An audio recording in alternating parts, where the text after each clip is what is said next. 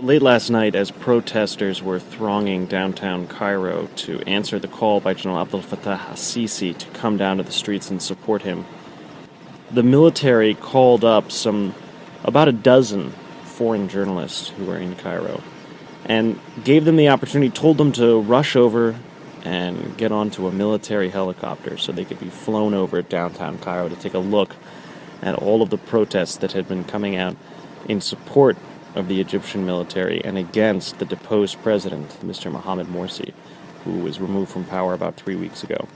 So as you can see, we were being flown around Tahrir Square, where, as if you look at the images right here, the crowds have diminished. There aren't nearly as many people because it was about 2:30 in the morning.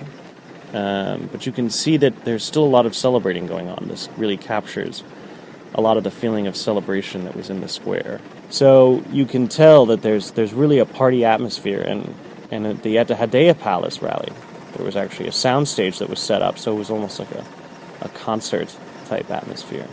This was what the military wanted the foreign media to see. They wanted us to get the impression, and we did get that impression, that this is a very popularly backed military government, that the removal of Morsi was very popular.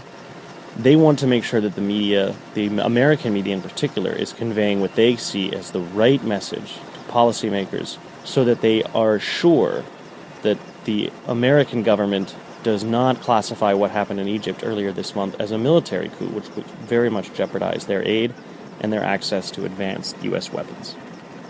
For the Wall Street Journal, this is Matt Bradley in Cairo.